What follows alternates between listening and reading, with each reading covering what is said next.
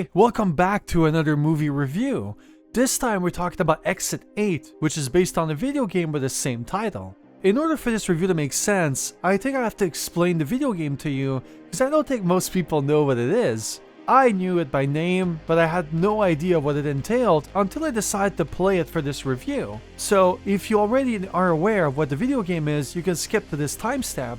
But if not, I do recommend that you watch this because what's going to come next is going to make a lot more sense. So Exit 8 is an extremely basic video game. I actually have a hard time calling it a video game because of how minimalistic it is. Basically, there is no story, there is no lore, you don't play as someone. All you're doing is going from one end of a metro station to the next while trying to find anomalies. And by anomalies, I mean this plays more like a spot the difference kind of video game. So you start from one end, go to the other, and you examine all the posters, the doors, the signs, in order to find something that's abnormal by nature. Sometimes it's very subtle, like a little drawing on the poster, or sometimes it could be huge, like lights not being at the same position, or a huge amount of posters written on the same wall, and etc. So your job is to go through 8 of them successfully in order to be able to finally exit the metro and finish the game. What makes the game complicated is that sometimes there are no anomalies. Everything is exactly how it should be, and other times there is something, and if you miss it, you start from 0. So it has that kind of loop mechanic where if you fail, let's say at number 7, well then you start back at 0. And that's kind of it.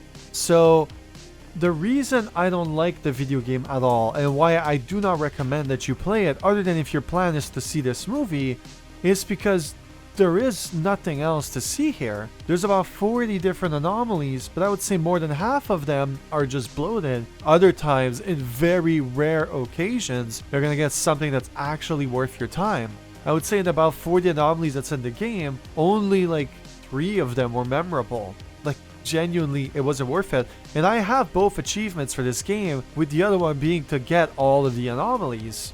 Also, FYI, it takes a little bit more than an hour to finish the game, so genuinely it is a bite-sized experience, but from that hour, I think I really only enjoyed like 5 minutes. Like, my spouse fell asleep actually during the gameplay session, so like that just tells you how unimpressive the whole thing really is. Which then brings me to the movie, and you know what?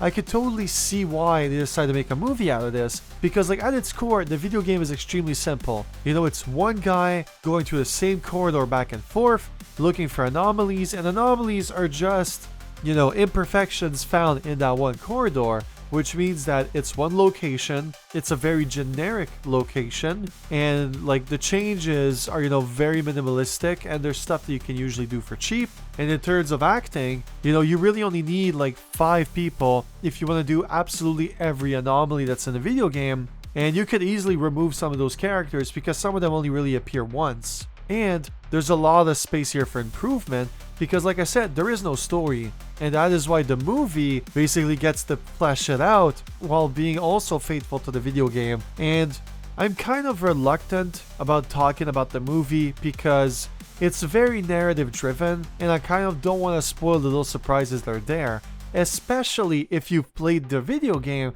because there's some things that the movie does that just like shocks you, you know, like those are directions that the video game never even teases, and then the movie goes all in. And as you can see from my smile, like I'm kind of reliving it, you know, like it was genuinely a really good experience, and I loved everything. You know, like I loved the acting, I loved how it's presented, I loved the implications, and I loved the things that they added. So the only thing I really want to touch upon on the movie is the fact that this is the proof why you need a really good narrative in anything that you do. You know, like the video game is boring because there are no stakes. You know, there's no reason why you're in this corridor. There's no reason why you want to escape. You're just there, spotting the difference, and then just going back. So when something weird happens, you're just neutral because like there are no implications linked to it.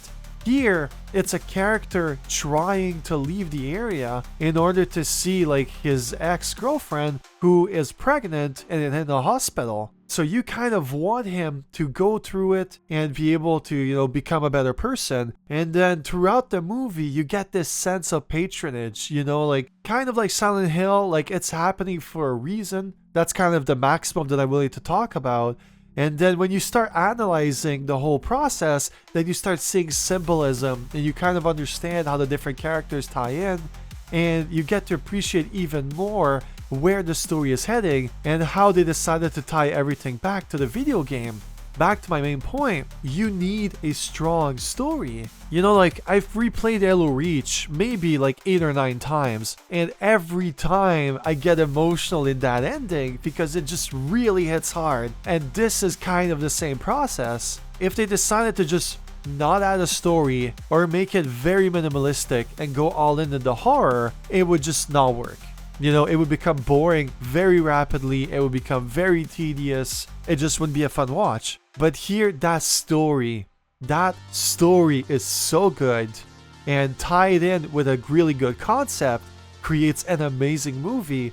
And that is why it's also highly rated. On Rotten Tomatoes, it has a 95%, and the popcorn meter is at 81. And honestly, for me, I'm at that 90%. I might even go to 100. Like, I can't really think of anything I didn't like. Like, maybe the little kid, like, his acting is not really that good. I think they did that on purpose because they wanted to jade the child to kind of make him more creepy, if you will. Make you ask questions on why he's there. But, like, at the same time, I can't forgive it. Like, he's probably, like, 4 years old. And, like, for the part that he plays, works perfectly with the setting itself. So, honestly, if you get the chance, go and see this one in theaters. Like, there's clearly a passion here, and especially if you played the video game, I genuinely love what they did here. My final recommendation is really simple, okay? Watch the movie. Like, don't play the video game, except if you want to fully get yourself immersed in the movie. If you want to appreciate it even more, then do pay the $5 that's required to play the video game. But if you don't care and you have to choose one of them, watch the movie. Other than that, definitely skip the game. Really not worth it. And yeah, I'm sorry. I'm still speechless. Like, this was so much better than I expected. And I hope that I gave you the will to actually want to see it. I genuinely want to support, good people doing good things. And this is absolutely amazing. Thank you so much for watching, and do let me know, are you actually gonna see it? Did you like the video game? Like, there are a lot of reviews on the video game. It's reviewed actually pretty well. So if you think that I missed something, or there's like some other perspective that I should see it through, do let me know. But other than that, thanks a lot for watching. Thank you for making this game a dream a reality, and I hope to see you in the next one. Bye now.